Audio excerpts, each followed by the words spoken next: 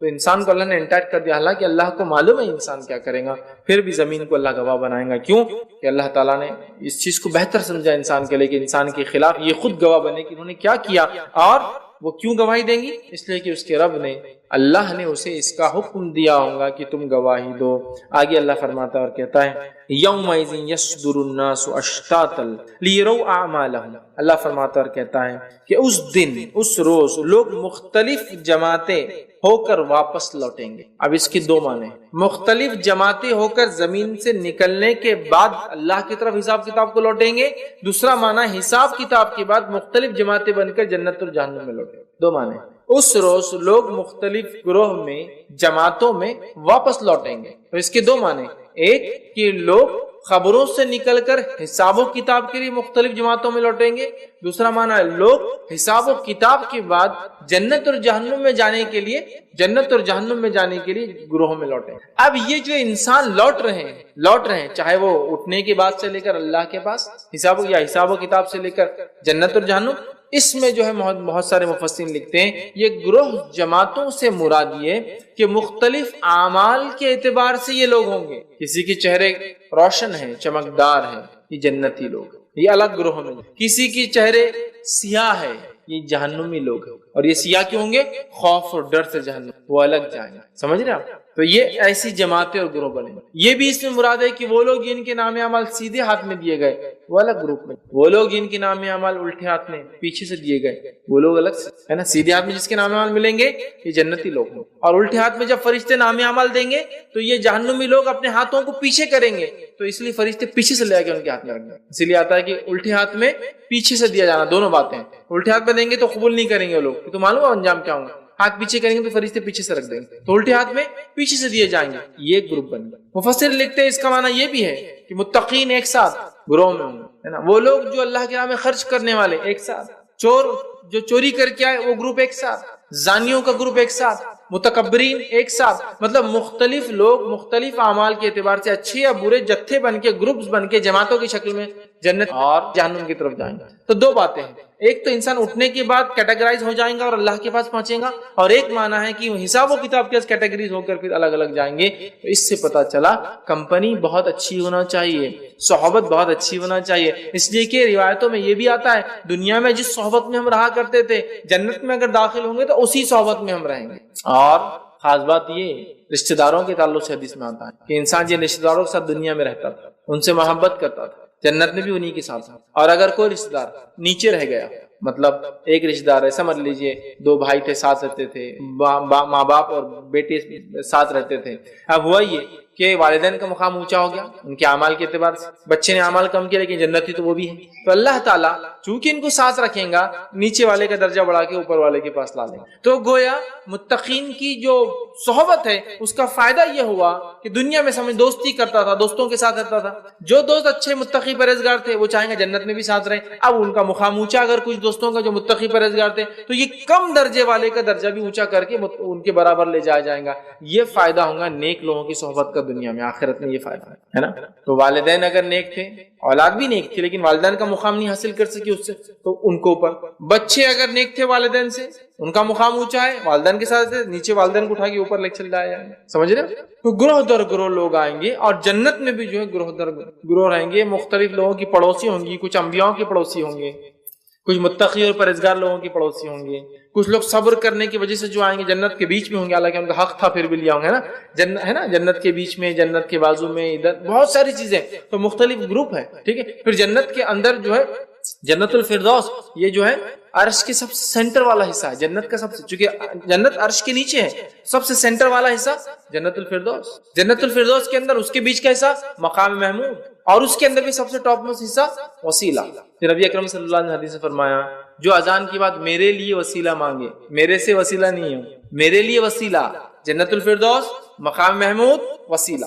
اور آپ سے کہتے ہیں کہ مجھے امید ہے مقام محمود اور وسیلہ مجھے ملنے والا ہے. تو اگر جو میرے لیے اذان کے بعد وسیلے کی دعا کریں گا مطلب میرے لیے، مجھ سے نہیں. بہت سارے لوگ بولتے ہیں نبی کا وسیلہ جائز ہے، کیوں؟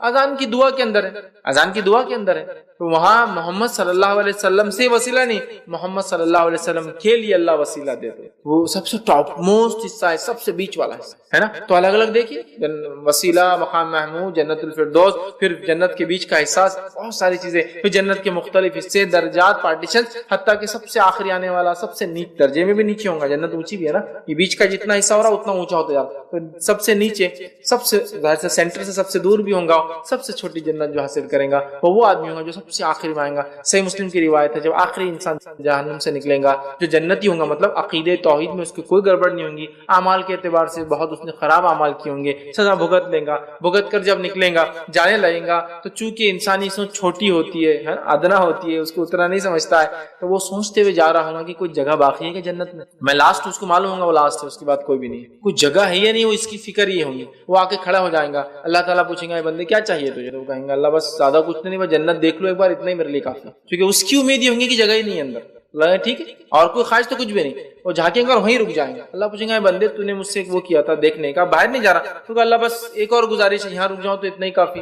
اللہ ٹھیک ہے رک جاؤ، پھر یہاں کوئی مسئلہ نہیں. پھر کہیں گے اللہ پوچھیں گے ان سے کہ تم وہاں رک گئے، تم نے تو کہا تھا وہاں رک کے واپس جاؤ، مطلب وعدہ کیا تھا کہ جھانکوں گا، پھر وعدہ تھا کھڑے رہوں گا. تو کہیں گے اللہ بس تھوڑا دروازے کے بازو کھڑے رہنا، اتنی مہلت دے دے تو کافی. اللہ کہ ٹھیک ہے، پھر جا کے کھڑا ہو جائیں گے، ہٹیں گے نہیں وہاں سے. اللہ پوچھیں گے آپ کھڑے بھی ہو گئے تم ہٹ رہے نہیں؟ تو کہیں گے اللہ بس وہ کچھ جگہ ہوں گی تو یہیں رک جانے کا ارادہ کرتا ہوں.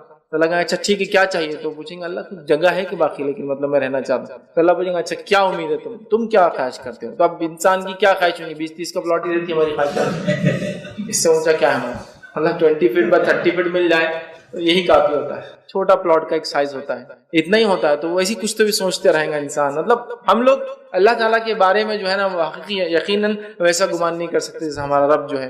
بہرحال تو سوچیں گا جگہ ہے کیا؟ تو اللہ کا اچھا کتنی چاہیے؟ وہ اس کے گمان میں کچھ نہیں، وہ کچھ نہیں بول پائیں گے. اللہ کہیں گے اچھا دنیا میں جو سب سے بڑی سلطنت تھی، دنیا کی جو سب سے بڑی سلطنت تھی اتنی جگہ دے دوں؟ وہ کہیں گے ہاں پھر تو ٹھیک ہے، یہ تو بہت ہو گئی نا، سب سے بڑی سلطنت اتنی تو دے دو چلیں گے. تو اللہ کہیں گے دنیا کی جو سب سے بڑی سلطنت تھی اس کے 10 گنا بڑی جنت میں تجھے دے دوں. یہ سب سے چھوٹی جنت ہے، دنیا کی سب سے بڑی سلطنت کی 10 ٹائمز گریٹر، سب سے چھوٹی سب سے ادنا جنت ہے. اور ایک روایت میں آتا ہے اس سے پوچھا جائے گا کہ زمین جتنی دے دوں؟ وہ کہیں گے ہاں زمین تو بہت ہوگی، ہمارے دنیا 64,000 کلومیٹر پورا، ہاں یہ تو کافی ہے. تو اللہ کہیں گا زمین سے 10 گنا بڑی میں تو جنت، سب سے چھوٹی جنت زمین سے 10 گنا بڑی، ہمارے ارتھ سے 10 ٹائمز بڑی، سب سے لیس، سب سے ہلکی، سب سے ادنا، سب سے آخری جنتی والی. سمجھ رہے ہیں؟ تو لوگ گروپس میں جا رہے ہیں، گروپس میں اعمال کے اعتبار سے گروپ میں جا رہے ہیں. انبیاء کا ایک گروپ جا رہا ہے، صدیقین کا ایک گروپ جا رہا ہے، شہداء کا گروپ ہے، صالحین کے اندر پھر مختلف اعمال جو مختلف صدقات، خیرات، روزہ، نماز، زکوٰۃ، حج اور مختلف اعمال کے اعتبار سے جا رہے ہیں. سیم حال ادھر بھی ہے، جو لوگ کافرین ہیں ان کا ایک جتھا ہے. کافروں میں پرلے درجے کے کافر جو منافق ہے وہ الگ گروپ میں جا رہے ہیں، سب سے نچلے گر رہے ہیں جہنم کے اندر. اس کے بعد وہ گروپ آ رہا ہے جو کافروں کا ہے، اس کے بعد وہ کافر آ رہے ہیں جنہوں نے انبیاء کو جھٹلایا، وہ کافروں کا گروپ آ رہا ہے جنہوں نے انبیاء کے بعد لوگوں کو جھٹلایا ہے نا. مختلف کافروں نے جو مختلف تکلیفیں مومنوں کو پہنچایا ان کے گروپ آ رہے ہیں. زانیوں کا الگ جتھا جا رہا ہے، چوروں کا الگ جتھا جا رہا ہے. مطلب ہر گروپ الگ الگ اعتبار سے الگ الگ فارمز میں جا رہے ہیں. تو اللہ فرما رہا ہے کہ اس دن لوگ جو ہے گروپس میں، جماعتوں کی شکل میں جائیں گے اپنے اعمال کی بات. تو اس کی ملک کے 2 مقامات ہو سکتے ہیں، یا تو اٹھنے کے بعد اللہ کے پاس حاضر گروپس میں ہوں گے، یا پھر اللہ کے پاس حاضر ہونے کے بعد حساب اور کتاب کر کے جنت یا جہنم میں گروپ میں. بہرحال دونوں باتیں ایک ساتھ ہو سکتی ہے. تو یہاں اللہ نے فرمایا اور اس روز لوگ مختلف جماعتیں ہو کر واپس لوٹیں گے، خبر سے اللہ تک واپس لوٹیں گے یا پھر اللہ سے جنت یا جہنم تک، ہم نہیں جانتے. بہرحال دونوں معنی بھی ہو سکتے ہیں. لوٹیں گے تاکہ انہیں ان کے اعمال دکھا دیے، اعمال دکھا دیے، رجسٹرز کھول دیے جائیں گے. اور یاد رکھیے اعمال دکھا دیے جائیں گے، لیکن ہم کبھی بھی اس گمان اور خوش فہمی نہ رہے جس طرح سے بہت سارے لوگوں کا معاملہ ہوتا ہے کہ اعمال بالکل کرتے نہیں اور یہ کہتے ہیں اللہ رحمان اور رحیم ہے، جبکہ اللہ فرما رہا ہے کہ اعمال دکھا دیے جائیں گے. اعمال کا اپنا ایک وزن ہے، اعمال بہت اہم چیز ہے، یاد رکھیں بہت اہم چیز ہے یاد رکھیں. اور اعمال میں خاص طور سے وہ اعمال جو پلڑے کو بھاری ہوتے ہیں، پلڑے کو جھکا دیتے ہیں. سیدھے ہاتھ کا جو میزان جب قائم ہوگا، ترازو جب لگے گا، اس کا رائٹ کو جو جھکا دیں گے، وہ اعمال جو حدیث میں آتے ہیں ان کو کرنے کی ہم نے زیادہ کوشش کرنا چاہیے. جیسے کہ سب سے افضل جو عمل، سب سے بھاری عمل جو ایک میزان میں ہو سکتا ہے وہ لا الہ الا اللہ ہے. لا الہ الا اللہ اس لیے حدیث کے اندر آتا ہے اگر ساری کائنات ایک پلڑے میں رکھ دی جائے اور لا الہ الا اللہ ایک پلڑے میں رکھ دیا تو لا الہ الا اللہ کا پلڑا جھکے، اتنا وزنی کلمہ ہے. مطلب اس پہ اس کو پڑھے اور اس کے تقاضوں کو پورا کرے، اس پہ زندگی گزارے، اس پہ مر جائے تو وہ ہے.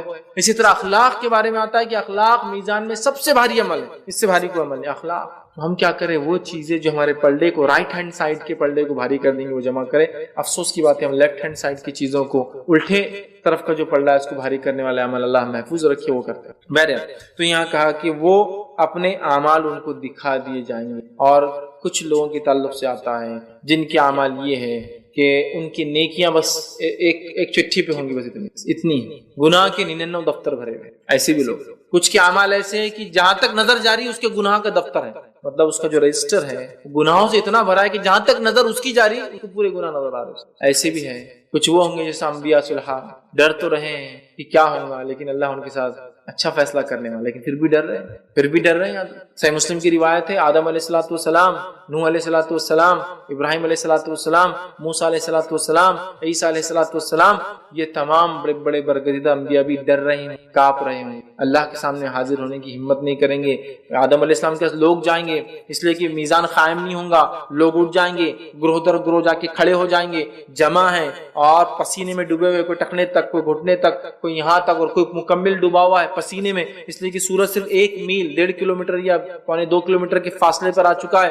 اور لوگ کہیں گے کہ چاہے جہاں بھی ہمارا فیصلہ ہو کم از کم یہ اس سے چھٹکارا ملے، یہ تکلیف میں ہم کھڑے ہیں. لوگ جا کے آدم علیہ السلام کے پاس حاضر ہیں، کہیں گے آدم تم کو اللہ نے اپنے ہاتھوں سے بنایا، تم جا کے آج اللہ کو کہو کہ میزان قائم کر دے. آدم علیہ السلام کہیں گے بالکل نہیں، آج اللہ اتنا غضب میں ہے جو اس سے پہلے ہوا نہ اس کے بعد ہوگا. کہیں اگر اس نے میری وہ خطا پکڑ لی جب مجھ سے کہا تھا اس شجر، اس جھاڑ کے قریب مت جانا جس کا پھل میں نے کھا لیا، آج تو میں کہیں کا نہیں رہوں گا، تم کسی اور کے پاس جاؤ. ہاں تم ایک کام کرو، نوح کے پاس جاؤ، وہ پہلے رسول ہے جو انسانیت طرف بھیجے گئے، ہو سکتا ہے آج وہ تمہاری سفارش کرے. میں تو بڑے بڑے انبیاء کانپ رہے ہیں. نوح علیہ السلام کے لوگ جائیں گے، کہیں گے نوح آپ چلیے میزان بولیے اللہ کو حساب و کتاب قائم کرے. نوح علیہ السلام بولیں گے آج اللہ اتنا غضب میں، نہ اس سے پہلے تھا نہ اس کے بعد کبھی ہوگا، آج میں نہیں جاؤں گا کہ اللہ نے میری بد دعا کو پکڑ لیا جو میں نے اپنی قوم کے خلاف کی، تو میں کہیں کا نہیں رہوں گا، تم کہیں اور جاؤ میرے سے. تم ایک کام کرو، ابراہیم کے پاس جو اللہ کے دوست خلیل ہے شاید وہ کر دے. میں تو لوگ ابراہیم علیہ السلام کے پاس جائیں گے، ابراہیم علیہ السلام کہیں گے ابراہیم اللہ سے آپ جو ہے سفارش کیجئے کہ جو میزان قائم ہو جائے. ابراہیم علیہ السلام کہ نہیں، اللہ مجھے اگر پکڑ لے میرے 2-3 جو اقوال میں نے کہے تھے دنیا میں، تو آج میں کہیں کا نہیں رہوں گا، کہیں اور جاؤ تم. اور تم موسیٰ علیہ السلام کے پاس جو اللہ نے ان سے سیدھا کلام کیا، کلیم اللہ ہے، لوگ موسیٰ علیہ السلام کے پاس جائیں گے، موسیٰ علیہ السلام کہیں گے اللہ اتنا غضب میں ہے،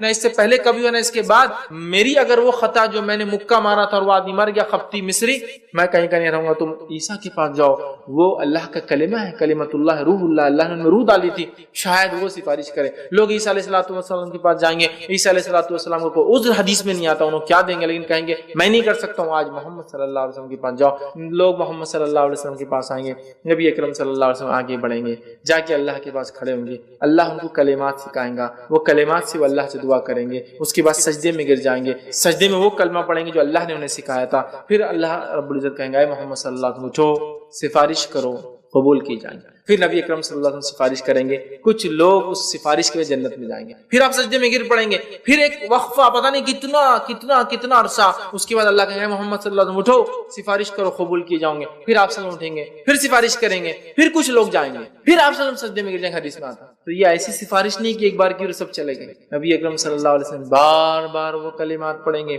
جو کلمات ان کا رب ان کو اس دن سکھائیں گا، پھر اس سے سفارش کریں گے، ایک جتھا اور گروپ نکل کے جائیں گا. سوال یہ جو اس چکر میں بیٹھے ہیں کہ اعمال بغیر کرے کہ بھی نبی کا دامن، اس کا دامن، ولی کا دامن پکڑ کے چلے جائیں گے. سوال یہ کیا نبی ولی ان لوگوں کی سفارش کریں گے جو لوگ دین پر نہیں چل کے آئے، یا ان کی کریں گے جو چل کے آئے؟ بتائیے.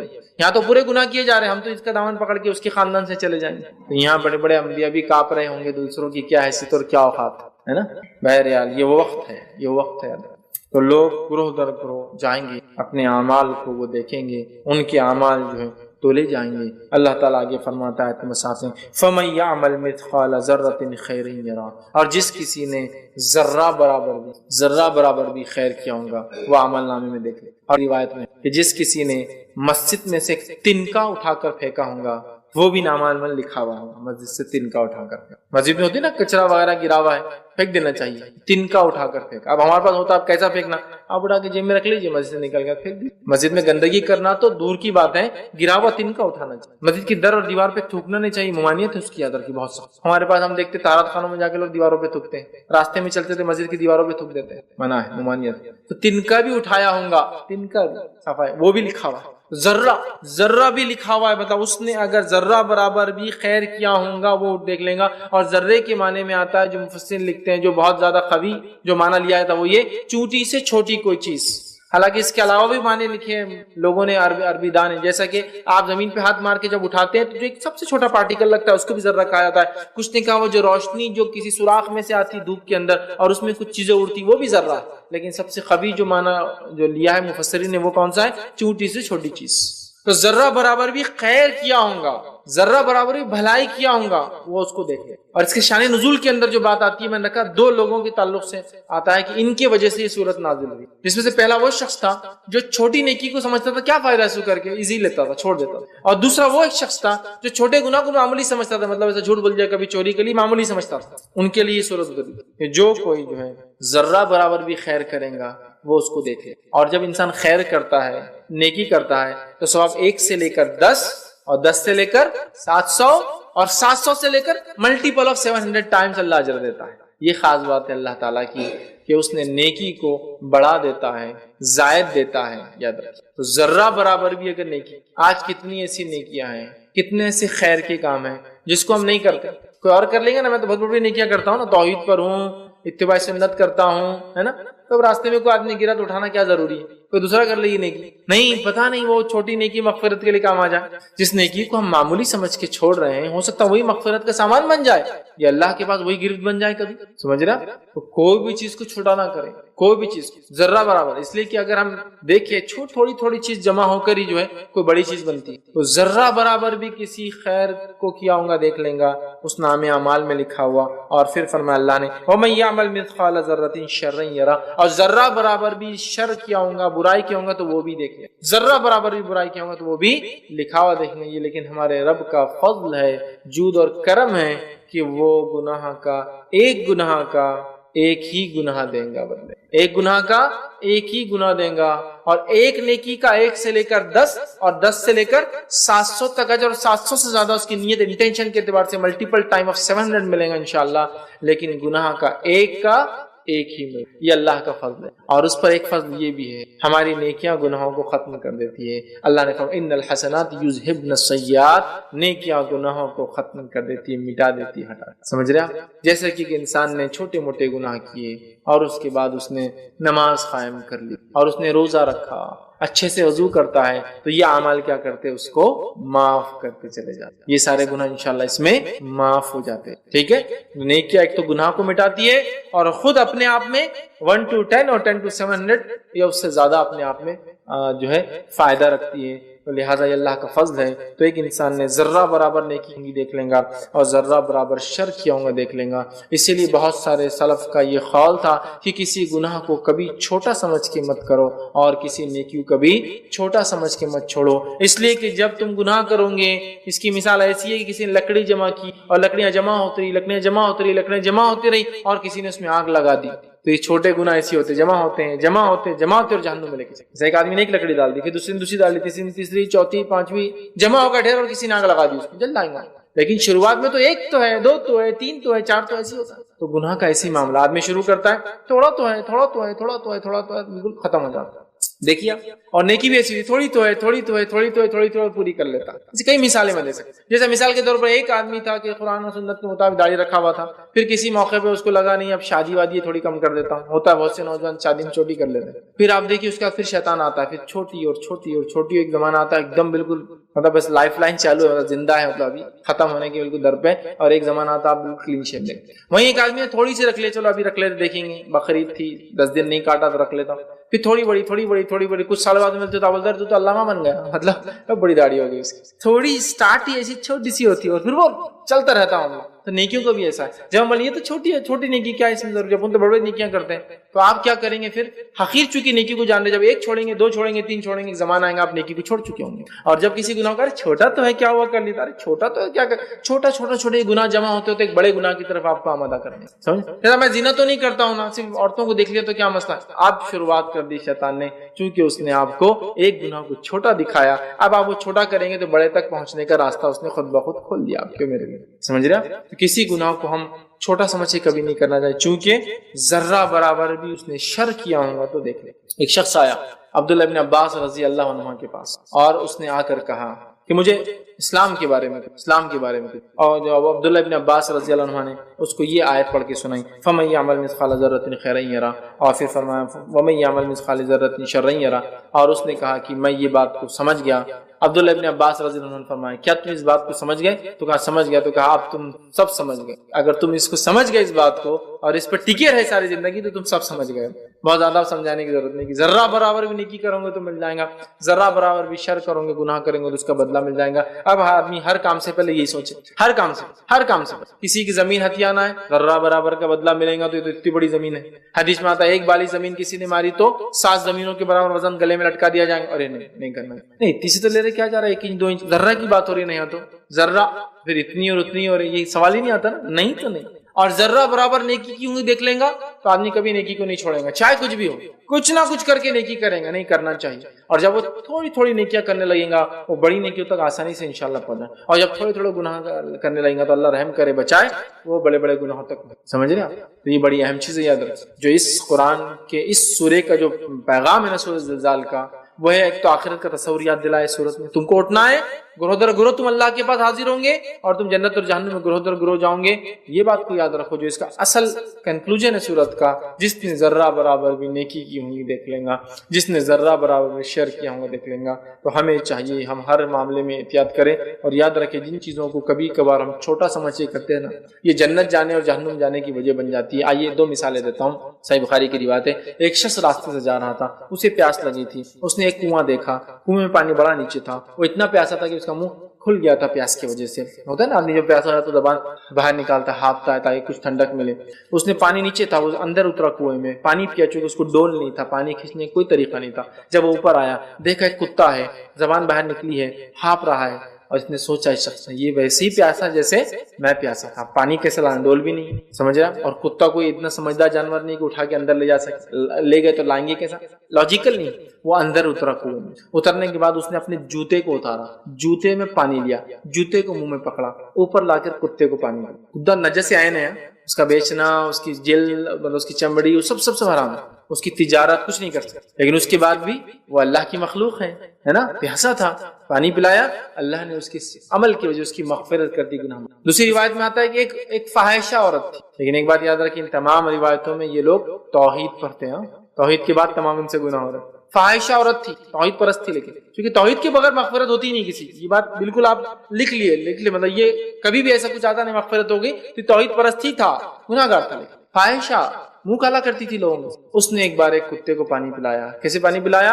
कि कुत्ता प्यासा था और उसने अपनी ओढ़नी निकाली, जूते को बांधा, कुएं में डाल के पानी निकाल के पिलाया। अल्लाह को अदा पसंद आ गई, उसकी मग़फ़िरत करती, लेकिन वो तौहीद परस्त थी। दूसरी रिवायत बुखारी की, एक खातून थी, एक औरत थी जिसने बिल्ली को पकड़ के अपने घर बंद कर दिया, ना खुद खिलाया ना उसे छोड़ा कि वो जाकर अल्लाह ने जो उसके लिए रखा है रिज़्क़ खाए। बिल्ली मर गई, अल्लाह ने उसको जहन्नुम रसीद कर दिया। तो ये दोनों अमल छोटे दिख रहे ना हमारे जिंदगी की रूटीन के एतबार से। वो कुत्ता प्यासा तो हम पानी पिलाएंगे उसको, बस चले तो पत्थर उठा के मारेंगे हम उसको, पानी पिलाना तो सेकंड सोच भी नहीं हमारी। देखिए वो नजस आयन है लेकिन अल्लाह की मखलूक है, नजस आयन है अल्लाह की मखलूक, ठीक है। और अगर कोई छोटा जानवर हो, हमारे बच्चे उसके साथ खिलवाड़ कर रहे हो या बंद हो, हमारी कोई फिक्र ही नहीं है। आप देखिए मोहल्लों के अंदर बच्चे कुत्तों के बच्चों को, छोटे जो होते हैं, बिल्ली के बच्चों के बेदर्दी से मारते हैं, चूजों को ला के कैसा उनकी गर्दनें तोड़ते हैं, और आप भी खुशी से लाके 2-2.5 रुपए 5 रुपए का चूजा दे देते हैं। मारने तो उसको मारेंगे तो मैं जिंदा रहूंगा इसलिए कि सुकून नहीं लेने देंगे मेरे को, आप छोड़ देते हैं। لیکن معمولی چیز نہیں ہے. بلی کو پکڑ کے اپنے گھر بند کر دیا, بلی خود کچھ نہیں کھا سکی, اس نے خود کچھ نہیں کھلایا, جہنم میں چلے گئی. تو ایک جانور کی موت کے جہنم میں جا رہا ہے, معمولی مت سمجھو. کسی عمل کو ہم کبھی بھی کیا ہے چھوٹا سمجھ کے نہیں چھوڑنا چاہیے. ہر بار کوشش کرے, ہو سکتا ہے چھوٹا عمل اللہ مغفرت کا ذریعہ بنا, یہ تھوڑا سا صدقہ شاید ذریعہ بن جائے, یہ تھوڑا سا معاملہ. بڑے بڑے اعمال ہو سکتا ہے ایک طرف لے جائے, چھوٹا عمل ہی مجھے جنت کی طرف لے جانے والا بنا. تو اللہ نے اس سورت کا جو کنکلوژن ہے, تھوڑا بھی اگر کسی نے خیر کیا ہوگا تو دیکھ لیں گا, اور تھوڑا بھی اگر شر کیا ہوگا تو دیکھ لیں گا. اگر اس بات کو ہم سمجھ جائیں انشاءاللہ تو ہماری زندگی بدلنے کے لیے 2 آیتیں بالکل بالکل بالکل کافی ہے. کہ اب ہر چیز سے پہلے سوچنا ہے, ذرہ برابر بھی نام عمل میں آنے والا ہے تو اب لکھانا ہے اپنے کو, اور ذرہ برابر گناہ بھی آنے والا ہے تو یہ اپنے کو لکھانا نہیں ہے. اگر ہو گیا ہے تو وائپ آؤٹ کرانا ہے, مٹانا ہے فرشتوں کو. وہ کیسا, ان الحسنات یذھبن السیئات, نیکیاں کرو, نیکیاں گناہوں کو مٹا دیتی. سمجھ رہا بات, نیکیاں گناہوں کو مٹا دیتی ہیں. عمر ابن خطاب رضی اللہ عنہ, مسجد نبوی موجود ہے, ایک شخص بھاگا بھاگا آیا, بھاگتے ہوئے آیا, کسی نماز کے وقت, روایت میں الفاظ نہیں ہے اور کچھ میں ہے, میں بھول رہا ہوں وہ کیا ہے, بھاگتے بھاگتے آیا اور کہا کہ میں تو ہلاک ہو گیا, برباد ہو گیا.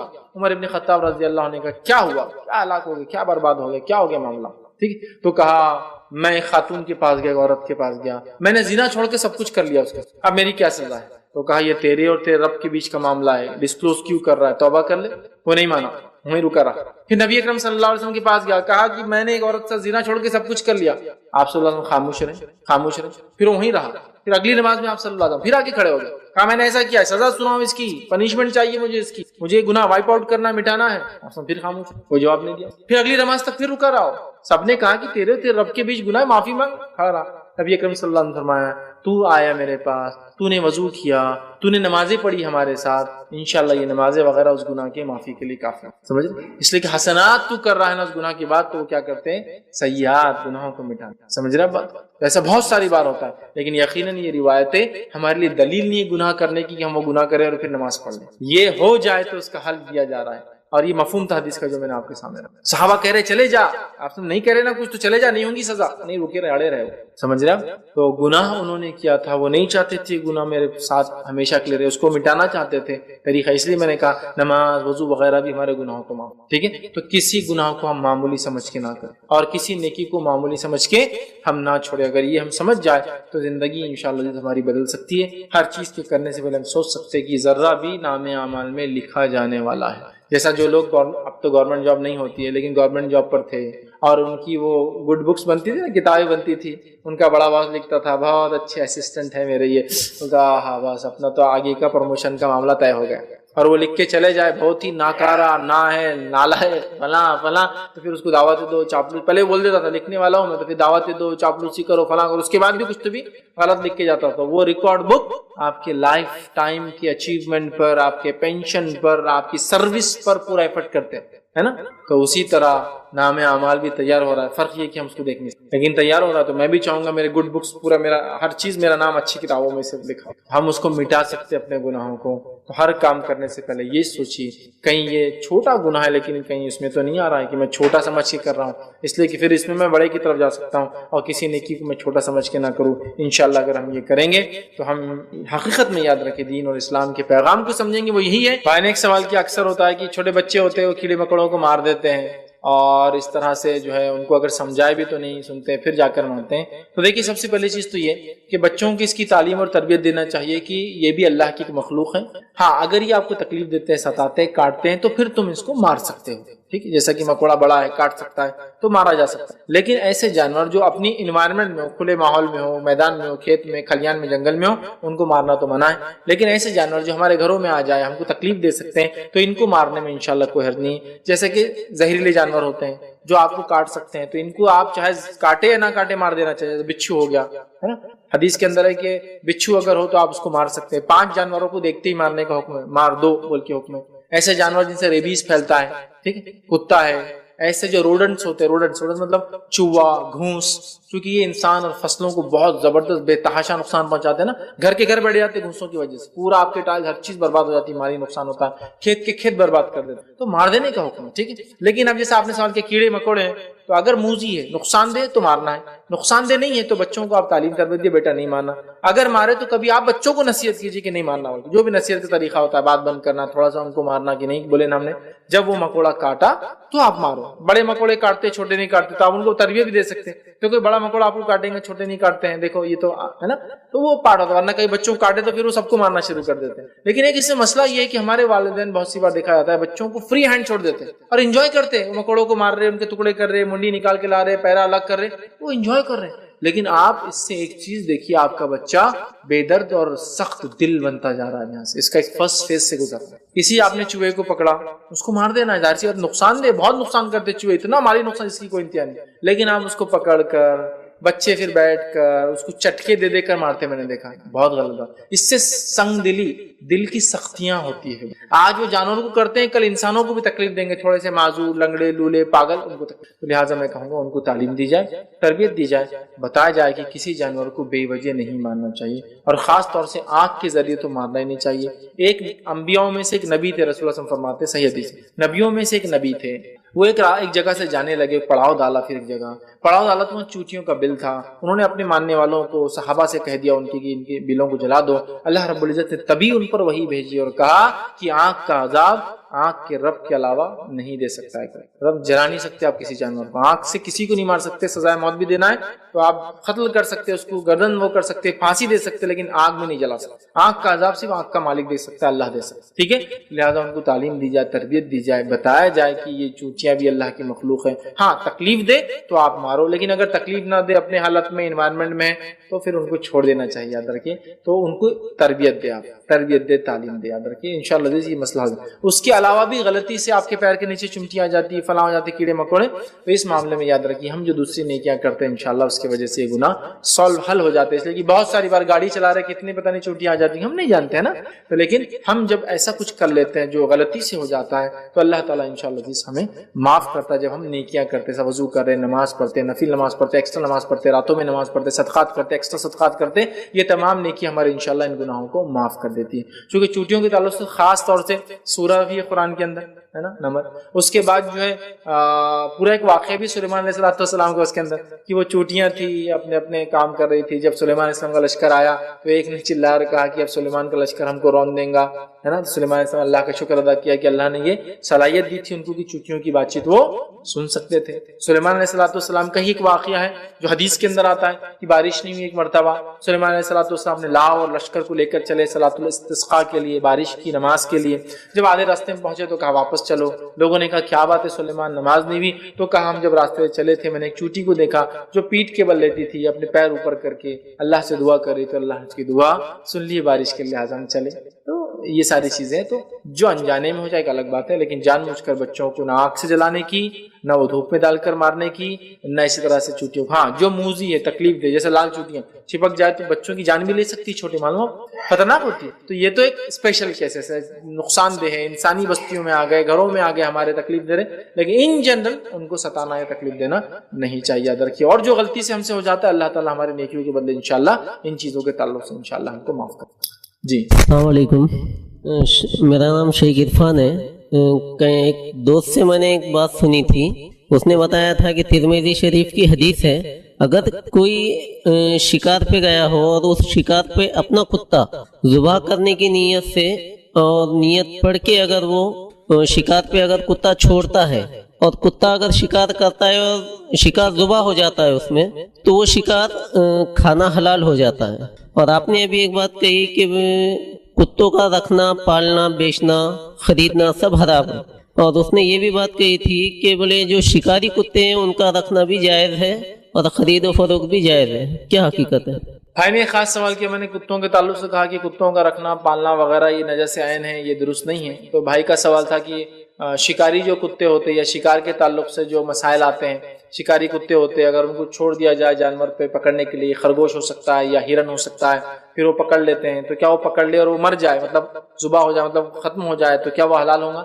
دیکھیے پہلی چیز، جب کوئی آدمی شکار کے لیے جائے تو چاہے شکاری چیل پالا ہو اس نے، یا شکاری کتے پالا ہو، یا اس نے بھیڑیے پالا ہو شکار کے لیے، یا اس نے چیتے پالا ہو، یہ 4-5 جانور کامنلی عرب میں آج بھی یوز ہوتے ہیں، شکار کے لیے استعمال کیے جاتے ہیں، ٹھیک ہے۔ تو اگر ایسے جانور وہ پالتا ہے شکار کے لیے اور اگر ان کو چھوڑتا ہے شکار کے اوپر، تو وہ بسم اللہ کہہ کر چھوڑے، پھر اگر وہ جانور جا کے شکار کو دبوچتے ہیں، جنرلی یہ لوگ مارتے نہیں، کبھی بھی نہیں مارتے، خالی دبوچتے، گردن پکڑ کے لیٹ جاتے ہیں، ختم نہیں ہونے دیتے، چونکہ وہ اسپیشل پالے ہوئے ہوتے ہیں اس کے لیے، اور جب تک ان کا مالک ذبح کر کے نہ کھلائے وہ کھاتے بھی نہیں۔ لیکن کبھی ایسا ہو کہ جانور پکڑ لے، یا پھر آج کے دور میں آپ شکار کر رہے، گولی سے شکار کر رہے ہیں اور آپ نے گولی ماری، کوشش تو کی کہ صرف ہارٹ پنکچر ہو یا دل پہ لگے یا ران پہ لگے، جانور لنگڑا ہو، پھر پکڑ کے ذبح کرے، لیکن گولی دل سے نکل کے جانور مر گیا، تو آپ گولی ماریں گے، جب کتا چھوڑیں گے، چیتا چھوڑیں گے، بھیڑیا چھوڑیں گے، چیل چھوڑیں گے، تو آپ بسم اللہ کہہ کر چھوڑیں۔ پھر آپ جانے سے پہلے اگر جانور مر بھی جائے تو آپ اس کو ذبح کریں گے اور وہ جانور حلال ہے، مر بھی جائے تو آپ جانور ذبح کریں گے اور وہ جانور آپ کے لیے حلال ہے، ٹھیک ہے۔ یہ مسئلہ صرف شکار کا، ٹھیک ہے، چونکہ آپ نے بسم اللہ کہہ کر چھوڑا، جانے تک جنرلی ایسا نہیں ہوتا ہے۔ جانور جو شکار کے ہوتے ہیں بہت اسپیسیفک پکڑتے ہیں، پھر بھی اگر ہو جائے جانور بدک کے ڈر کے مر گیا ہے نا، مطلب ڈر گیا جانور کو دیکھ کے، چیتا اس پہ حملہ کر رہا ہے، تب بسم اللہ پڑھ کر اگر آپ نے چھوڑا ہے تو آپ پھر بھی ذبح کریں گے اس جانور کو اور آپ اس کو کھا سکتے ہیں، یاد رکھیں۔ یہ شکار کے حد تک مسئلہ۔ اب رہا شکاری کتے پالنا، میں نے تو کہا نجس عین ہے، تجارت کرنا وغیرہ، تو یاد رکھیں شکاری کتوں کو یا حفاظت کے لیے کتوں کو پالا جا سکتا ہے، کھیتی باڑی وغیرہ میں فارم کی حفاظت کے لیے پالا جا سکتا ہے، لیکن تجارت نہیں کی جا سکتی۔ ان کے بچے آپ دوسروں کو دو، بیچ نہیں سکتے، آپ سمجھ رہے ہیں، بزنس نہیں۔ شکاری کتوں کے بچے آپ دوسروں کو دے دو جس کو ضرورت ہے، سیل نہیں کر سکتے آپ، ایسا کیونکہ پال سکتے تو بولے بیچ بھی سکتے ہیں، نہیں پال سکتے، یہ مجبوری کیفیت ہے، لیکن بیچنا درست نہیں۔ کتے، بلی، شیر، چیتے، الیگیٹرز آپ بیچ نہیں سکتے، ان کو ضرورت پڑنے پر پال بھی لے تو بیچ نہیں سکتے آپ، ان کا کھانا تو حلال ہے ہی نہیں، ٹھیک ہے، ان کی تجارت بھی درست نہیں۔ اور اگر کتے آپ پالتے ہیں تو اس کے بہت سارے ریسٹرکشنز ہیں۔ پہلا کہ وہ گھر میں نہیں آئیں، گھر کے اطراف میں رہیں، ٹھیک ہے، اس لیے کہ اس کی رال سے بہت ساری بیماریاں بھی ہوتی ہیں، ہم یاد رکھیں، ہم جانتے ہیں، فرشتے بھی نہیں آتے اس کے گھر میں ہونے سے، اور اس کی رال سے اتنی بیماریاں ہوتی ہیں آپ جانتے نہیں، اس کی رال سے کچھ ایسی بیماریاں ہوتی ہیں اگر کھانے میں آ جائے تو اس کے اندر جو جراثیم ہوتے ہیں وہ پیٹ کے اندر کالونیز بنا لیتے ہیں، جس کو آپریٹ کر کے فزیکل نکالنا پڑتا ہے، آپ کی آنتوں پر پنپتے ہیں اور ساری زندگی آپ کے ساتھ رہتے ہیں، ٹھیک ہے، بہت ساری بیماریاں ہوتی ہیں، ٹھیک ہے، تو لہٰذا گھر میں ہوں گا تو فرشتے نہیں آئیں گے رحمت، تو پالے تو گھر کے باہر ہوں گا، حفاظت کے لیے ہوں گا، ان سے آپ کے بچے کھیلیں گے کودیں گے نہیں، جیسے بلی کے ساتھ کرتے ہیں یا طوطے یا کبوتر کے ساتھ کرتے ہوں گے، ساتھ رکھ رہے، کھیل رہے، پکڑ رہے، نہیں، اس کو آپ ایک ریسٹرکٹڈ ایریا میں رکھیں، اس سے وہ کام لے جو آپ کو ضرورت ہے۔ یہ حفاظت کے لیے بھی ہو سکتے ہیں، جیسا کہ ملٹری میں ہو سکتے ہیں، پولیس فورس میں ہو سکتے ہیں، سمجھ رہے ہیں، تو یہ ان کا ہے، لیکن اس کی تجارت درست نہیں ہے۔ آپ کتے بریڈ کیجیے، مطلب آپ کا کتا جو شکاری ہے اس کے بچے ہو تو کسی اور کو دے دیجیے، یہ ہو سکتا ہے، لیکن چونکہ وہ شکار کے رکھ سکتے بولے تو آپ اس کو بیچ سکتے ہیں، یہ درست نہیں۔ اس کا جواز میں نے کہیں نہیں سنا کہ شکاری کتوں کو پالنے کے لیے بیچنا درست ہے، ٹھیک ہے، تو پالنے کی اجازت دی ہے، حفاظت کے لیے، سیفٹی کے لیے، پولیس میں، ملٹری میں، لیکن اس کے ریسٹرکشن ہوں گے، وہ گھر میں داخل نہیں ہوں گا، گھر کے باہر کے ایریا میں رہیں گا، اس کی انٹری ریسٹرکٹڈ ہوں گی، ہمارے بچے اس کو پیٹ جیسا نہیں پالیں گے اس لیے کہ اس کے بہت ساری بیماریاں ہیں، تو لہٰذا یہ پال سکتے آپ شکار کے لیے مجبوری میں، لیکن جیسا میں نے کہا شکار کے لیے بسم اللہ پڑھ کے چھوڑ دے تو مر بھی جائے تو اس کو ذبح کریں گے، حلال ہوں گا، لیکن پالنے کی وجہ سے مجبوری میں اس کا بیچنا حلال اور جائز یقیناً نہیں ہوگا۔ کسی نے ایک سوال کیا، جیسا کہ آپ نے درس میں کہا کہ زمین خبر دے گی، تو کیا اس میں یہ بھی شامل ہے کہ زمین پر کودنے سے زمین بد دعا دیتی ہے؟ بہت ساری بار ہوتا ہے، ہم چھوٹے تھے تو لوگ بولتے تھے زمین پہ تیز مت چلو زمین بد دعا دیتی، زمین پہ قدم مت پٹکو زمین بد دعا دیتی، تو یاد رکھیے زمین ایسا بد دعا نہیں دیتی، اور ایسی کوئی روایت نہیں کہ زمین ایسے کاموں سے بد دعا دیتی ہے۔ ہاں اس پہ جو غلط کام کی جائیں گے اس سے بد دعا دیں گی، اس پہ جو اکڑ کی چال چلیں گا، اکڑ والی چال سمجھتے نا، تکبرانہ چال چلیں گا تو زمین بد دعا نہیں دیتی، اس کو نگل لیتی ہے، ایسے آدمی کا حدیث کے اندر ہے نا، تکبر سے ایک انسان چل رہا تھا زمین نگل گئی، آپ سے فرماتے قیامت تک وہ انسان دھستا رہے گا۔ کون تھا وہ؟ بنی اسرائیل سے ایک انسان تھا جو اچھے بال جمایا خوب اور اچھی چادریں پہنا اور اکھڑ کے چلنے لگا، خوبصورتی جسمانی خوبصورتی اور مالی خوبصورتی دونوں تھی، بال اچھے تھے جمایا اور چلنے لگا، اللہ نے زمین میں دھسا، قیامت تک دھستا رہے گا، کیونکہ تکبر کی چال چل رہا ہے، اکڑ کی چال، تو وہ اکڑ کی چال سے منع ہے زمین کے اوپر، یاد رکھیے، لیکن زمین پہ کودنا، زمین پہ کام کرنا یہ منع نہیں، ورنہ اگر زمین پہ کودنا منع ہو تو ڈرلنگ ورنگ نہیں کر سکتے ہم، پیٹرول نکالنا ہے، سونا نکالنا ہے، چاندی نکالنا ہے، ٹھیک ہے، یہ بچوں کو تربیت کے لیے بولتے ہیں، تو آپ یہ تربیت دیجیے بیٹے اکڑ کی چال زمین پہ نہیں چلنا، ہاں تکبرانہ چال زمین پہ نہیں، یا اترا کر زمین پہ مت چلنا، یہ سب منع ہے، لیکن زمین ایسا کودنے سے بد دعا دیتی ہے، ایسی کوئی صحیح بات ثابت نہیں ہے۔ السلام علیکم، میرا سوال ہے کہ میں نے سنا اگر سانپ گھر میں آ جائے تو پہلے اسے اللہ کا واسطہ دے، اگر وہ نہ جائے تو اس صورت میں اسے مار دینا چاہیے، تو یہ کہاں تک درست؟ بھائی نے سوال کیا سانپ کے تعلق سے، میں نے کہا موذی جانوروں کو مار دینا چاہیے، اس موذی جانور میں سانپ کا بھی لفظ ایک روایت کا، لیکن بھائی نے سوال کیا کہ سانپ کے تعلق سے انہوں نے سن رکھا کہ اگر سانپ گھر میں ہو تو اسے مارنا نہیں، پہلے جانے کو کہنا چاہیے، ٹھیک ہے، اور اگر نہ جائے تو پھر مار دینا چاہیے۔ تو یاد رکھیے نبی اکرم صلی اللہ علیہ وسلم نے فرمایا، یہ حدیث خاص ہے، وہ اس طرح سے کہ آپ نے فرمایا جب آپ مدینے میں ابتدائی دور میں گئے تو آپ نے کہا مدینے میں میرے پاس کچھ جن آئے تھے اور انہوں نے اسلام قبول کی، اور وہ تمہارے گھروں میں رہتے ہیں۔ یہ جن تھے مدینہ کے جو اسلام قبول کیا انہوں نے، اور وہ گھروں میں رہتے تھے، تو لہٰذا تم میں سے اب کسی کو کوئی سانپ اگر گھر میں دکھے، یہ وہ عام سانپ نہیں ہوتے، یہ خاص سانپ ہوتے جو گھروں میں آتے اور جاتے ہیں، ایسا کوئی سانپ دکھے جو پہلے سے آتا اور جاتا تھا اور تم اس کے ساتھ رہتے تھے، اب دکھائی دے تو اسے منع کرو، اسے روکو۔ اگر وہ 3 دن تک منع کرنے کے بعد بھی واپس آئے تو اسے قتل کر دو، اس لیے کہ وہ کافر ہے، اور اگر مومن ہوں گا تو خود بخود چلا جائیں گا، سمجھے آپ؟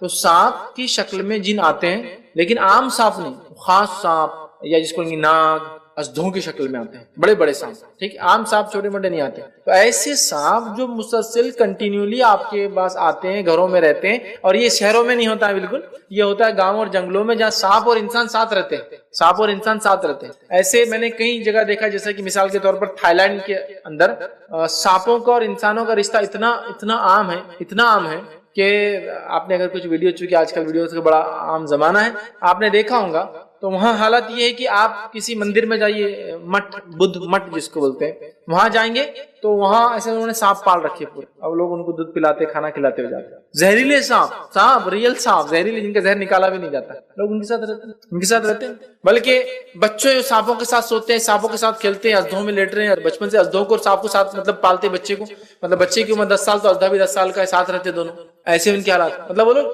تو ایسے سانپ جو آپ کے ساتھ آتے جاتے ہیں، تو جن بھی کیا کرتے ہیں ایسی جگہوں پر سانپ کی شکل لے کر وہ انسانوں کے ساتھ رہتے ہیں۔ تو نبی اکرم صلی اللہ علیہ وسلم نے فرمایا صحابہ بھی جب رہتے تھے ان کے گھر مٹی پتھر کے تھے، سانپ بالکل آیا جایا کرتے تھے، دس از کامن فینومینا تھا، انہیں کوئی ایشو نہیں تھا اس سے، لہٰذا فرمایا کہ ایک جماعت میرے پاس جنوں کی آئی تھی، وہ ایمان قبول کی اور وہ سانپوں کی شکل میں تمہارے پاس رہتی علاقوں میں، لہٰذا اب جب تم کوئی سانپ کو مارو یا دیکھو تو پہلے تو اس کو منع کرو 3 دن تک مت، اگر اس کے بعد بھی دکھائی دے تو مار دو کہ وہ کافر ہے، مطلب کافر جن ہے۔ تو لہٰذا اگر آپ کو بھی آج کے دور میں بھی ایسے علاقوں میں نہیں جو ہمارے علاقے، ایسے علاقوں میں جہاں جنگل ہے، آپ گاؤں وغیرہ میں رہتے ہیں جہاں سانپوں کا دکھنا آنا جانا کامن فینومینا ہے، بالکل عام بات ہے، اور وہاں اگر سانپ آتا ہے تو آپ بول سکتے ہیں کہ بھائی تجھے اللہ کا واسطہ یا ادھر مت آ، لوٹ جا، اگر 3 دن کے بعد بھی وہی سانپ پھر دکھائی دے تو قتل کر دو، اس لیے کہا وہ کافر ہے، مومن نہیں ہے، ٹھیک ہے۔ لیکن اگر اچانک تم مار دو گے تو مومن ہو سکتا ہو جن، لیکن جب وارننگ دو گے مومن ہوگا تو پھر 1-2 دن یا 3 دن میکسیمم چلا جائے گا، لوٹ جائے تو ٹھیک، اور نہ لوٹے پھر نظر آئے تو مار دینے کا حکم ہے۔ تو وہ اسپیشل تھا اور مدینوں کے لیے تھا، اور آج بھی ہو سکتا ہے ایسے کوئی علاقوں میں جہاں سانپ ازدھے وغیرہ کامنلی آتے اور انسانوں بس جائے تو ان کا کام ہے کہ ان کو کہے چلے جائے، اگر وہ جن ہوں گا تو واپس لوٹ جائیں گا مومن، اگر کافر یا پھر سادہ سانپ ہوں گا تو پھر مر جائیں گا آپ کے ہاتھ سے، ٹھیک ہے۔ لیکن یہ ہرگز اس کے لیے نہیں کہ ناگ آپ کو اٹیک کرا اور آپ پھر بھی بول رہے واپس جا میں تجھے واسطہ تو وہ مار رہا ہے آپ، ہاں بہت سے لوگ کرتے ہیں ایسا، نہیں یہ ان کے لیے نہیں، وہ تو آپ اٹیک کر رہا ہے، آپ کو اپنا ڈیفنس کرنا، پھر مومن ہو کافر ہو یا پھر سانپ ہو، کچھ بھی ہو سکتا ہے، اب نہیں ہو وہ ان سانپوں کے لیے جو عموماً آتے اور جاتے، اور گاؤں میں میں نے بہت کامنلی دیکھا، گاؤں میں نے دیکھا گاؤں کا پچھواڑا ہے گھر کا، بولتے وہاں مت جاؤ شام میں سانپ رہتا ہوں، اور روز آ کے بیٹھتا ہے صاحب، کسی کو تکلیف نہیں دیتا ہے، نہ مرغیوں کو تنگ کرتا ہے، نہ کتوں کو ڈستا ہے، نہ بھینسوں کو کچھ کرتا ہے، آتا ہے چلے جاتا ہے۔ اب آپ روز دیکھ رہے تھے، اب آپ چاہ رہے نہیں یہ نہیں آنا چاہیے، تو آپ اس کو بولتے کہ بھائی آپ ادھر نہیں آنا، اگر وہ مومن ہوں گا مطلب جن ہوں گا کوئی شکل میں تو وہ چلا جائے گا، اور اگر کافر ہوں گا نظر آئے آپ مار دو اس کو، یا پھر سانپ ہی ہوں گا تو بہرحال ٹھیک ہے۔ تو اس چیز کو سمجھیں، لیکن بہت ساری بار اینیمل رائٹس والے اپنے پر اٹیک کر دیتے ہیں، ایسے ویڈیوز میرے ویڈیوز ہے نا، چھپلک مار دینا کیسا ہے فلاں، لوگ اٹیک کرتے ہیں۔ دیکھیے سب سے پہلی چیز تو یہ کہ ہم جو چیز کو جیسا دیکھتے ہیں ایک الگ بات ہے، اللہ نے چیزوں کو کیسا بنایا وہ ہم کو جب بتاتا ہے وہ اصل ہے، تو ہمارا عقیدہ اصل چیز ہے، ہمارا عقیدہ ہم کو یہ بتا رہا ہے، اللہ تعالیٰ ہم کو یہ بتا رہا ہے اپنے نبی کے ذریعے کہ جن یہ شکل لے سکتے ہیں تو ہم اس کی بات کر رہے ہیں، لیکن ہماری سانپوں سے نہ اسلام کی کوئی دشمنی ہے نہ مسلمانوں کی کوئی ذاتی دشمنی، کسی بھی جانور کو خامخواہ مارنا اسلام بالکل اجازت نہیں دیتا۔ چونکہ میرا ایک ویڈیو تھا کہ چھپلک کو مارنا کیسا ہے، صحیح مسلم کی روایت ہے، نبی اکرم صلی اللہ علیہ وسلم فرمایا جو کسی چھپلک کو ایک شاٹ میں مارے 100 نیکیاں ملتے ہیں اس کو، سنگل شاٹ میں گرا دے۔ اب بہت سارے لوگوں نے سوال مچا دیا کہ دیکھو جانوروں کو مارنے کا بولتا ملا یہ ایسی ہے، عورتوں کے حق کے بارے میں ایسا بولتا، جانوروں کے بارے میں ایسا بولتا، فلاں بولتا، گندی باتیں کرتا اور جو بے شرمی کی باتیں کرتا، خوب وہ کر رہے ہیں۔ تو یہ ہمارا عقیدہ ہے، ہمارے نبی نے ہم کو بتایا، جو اللہ نے ان کو وحی کی کہ چپلک کے اندر نقصان ہے. انسانوں کو وہ نقصان سمجھ میں نہیں آ رہا ہے. نہیں آنے کا ہرگز مطلب نہیں ہے کہ وہ چیز اچھی ہے. جانور اپنی جگہ ہے، لیکن وہ جانور جو انسانوں کو نقصان پہنچا سکتے ہیں. اب چپلک اگر آپ جنگل میں جا کر، میں نے اس میں کلیئر بولا تھا ویڈیو میں، جنگل میں جا کر ان کی آب و ہوا میں، ان کے علاقوں میں ان کو مارنا درست نہیں ہے. اگر وہ ہمارے علاقوں میں چپلک آتی تب کی بات ہے.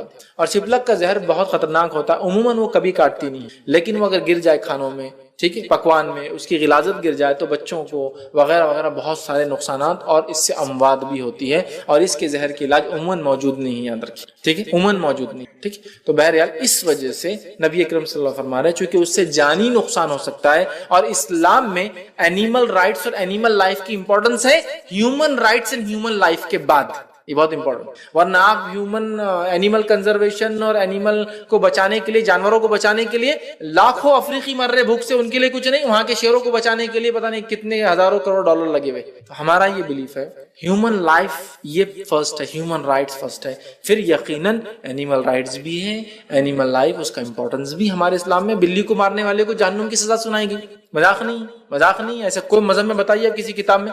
اینیمل رائٹس ہے، لیکن ود ڈیو ریسپیکٹ اینیمل کی جگہ ہیومن کی جگہ رکھے تو ٹھیک. ورنہ افریقہ کے اسی علاقوں میں جہاں یہ لوگ شیروں کو بچا رہے، چیتوں کو بچا رہے، کتوں کو بچا رہے، جنگلی ریجوں کو بچا رہے، اور پتہ نہیں کیا کیا بچا رہے، گینڈوں کو بچا رہے، اور وہیں بیچارے انسان مر رہے ہیں بھوک سے. ان کا کوئی خیال نہیں. ان کے لیے گوشت آ رہا امریکہ سے آ رہا پیک ہو کر، ان کے لیے میک ڈونلڈ کی چیزیں آ رہی کھانے کے لیے، اور انسان مر رہے ہیں.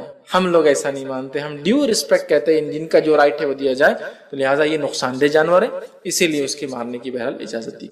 کسی نے ایک سوال کیا ہے کہ لڑکیوں کے رشتے کے لیے کیا کوئی دعا ہے؟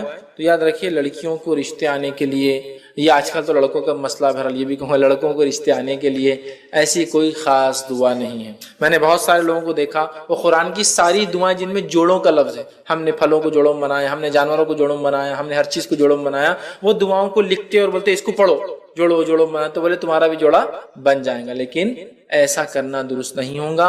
حالانکہ وہ قرآنی دعا ہے، لیکن نبی اکرم صلی اللہ علیہ وسلم نے کبھی یہ نہیں کہا کہ جن کی شادی نہیں ہو رہی ہے وہ یہ دعا پڑھے. اس لیے کہ نبی اکرم صلی اللہ علیہ وسلم کے زمانے میں اور اس کے بعد کے ادوار میں، حتیٰ کہ 19ویں صدی تک میں کہہ سکتا ہوں، شادی نہ ہونا کوئی مسئلہ ہی نہیں تھا کسی کے پاس، نہ لڑکے کے لیے نہ لڑکی کے لیے. یہ ساری جو خرافاتیں ہم نے ایجاد کی نا نکاحوں میں، یہ شادیوں کی خرافات اور بدعتوں نے ہمارے نکاح مشکل کر دیے، ورنہ اس سے سمپل کوئی عمل تھا ہی نہیں. تو یہ ہمارے مطلب ہم نے یہ فتنے کو دعوت دی اپنے اوپر، غلط عمل کر کے اس کے نتیجے میں یہ ہو رہا ہے. تو لہٰذا اس کے لیے کوئی دعا نہیں ہے.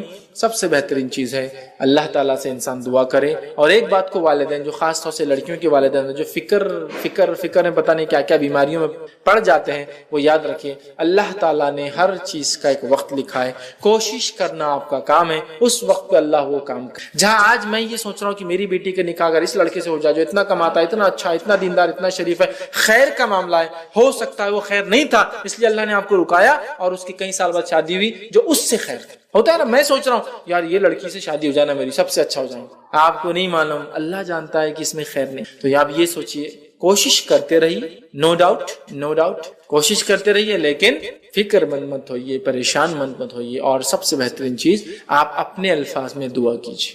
اپنے الفاظ میں دعا کیجیے. ان اوقات میں خاص دعا کیجیے جب دعائیں قبول ہوتی ہیں، ہے نا، جیسے کہ بارش کے برستے وقت، چونکہ اللہ کی رحمت ہے. اسی طرح جمعہ کے دن ایک خاص گھڑی جس کے بارے میں علماء لکھتے وہ عصر سے مغرب کے بیچ آتی ہے. اسی طرح اذان اور اقامت کے بیچ میں دعا کرنا. اب ظاہر سی بات اس کے لیے عورتیں مسجد نماز کو جائے تو ہوں گا، ٹھیک. اذان اور اقامت کے بیچ دعا کرنا. اسی طرح رات میں آخری پہر تہجد کا وقت، تیسرا پہر فجر سے پہلے دعا کرنا، چونکہ اللہ آسمانی دنیا پہ ہوتا ہے، انسان سب سے قریب ہوتا. اسی طرح سجدے کی حالت میں دعا کرنا، یہ وہ مقامات ہے جب اللہ دعاؤں کو سنتا. اسی طرح کسی نیک کام کے بعد یا اس کے ساتھ دعا کرنا، جیسے ابراہیم علیہ السلام کعبے کی تعمیر کرے اور دعا کرے ربنا تقبل منا انک انت، اے اللہ ہم سے قبول کرے اس چیز کو. تو دعا کر رہے ہیں اپنے لیے، ہے نا. تو کسی نیک کام کے وقت دعا کرنا، ٹھیک ہے. تو یہ ساری چیزیں ثابت ہے. تو آپ تہجد آپ کے پاس ہے، آپ کے پاس جمعہ کا دن ہے، بارش کے برستے وقت ہے، بہت ساری ہے. اور بارش کے لیے بہت سارے لوگ پوچھتے کیا بارش میں جا کر دعا کرنا برستے وقت؟ نہیں، جا کر دعا کرنا ضروری نہیں ہے. بارش جب برسے اللہ کی رحمت ہے، اللہ تعالیٰ خوش ہے، مطلب آپ دعا اپنے گھر میں سے بھی کر سکتے. بہت سے لوگ پوچھتے بارش میں جا کے کرنا کوئی ضروری نہیں، آپ گھر میں سے بھی، ٹھیک ہے. تو بہرحال یہ دعائیں آپ کیجیے، انشاءاللہ اللہ تعالیٰ نے جو آپ کی بچی کے لیے یا بچے کے لیے بہتر رکھوں گا وہ اس وقت ہو جائیں گا. اور یاد رکھیے کوئی چیز کو ہم سمجھ سمجھتے یہ ہمارے لیے خیر ہے وہ اللہ جانتا خیر ہے یا نہیں ہے، اور کسی چیز کو ہم سمجھتے شر ہے وہ اللہ جانتا ہے شر ہے یا نہیں ہے، تو کوشش کرنا ہمارا کام ہے۔ اس کے بعد اللہ پر آپ توکل بھروسہ رکھیے، اللہ انشاءاللہ سب سے بہترین چیز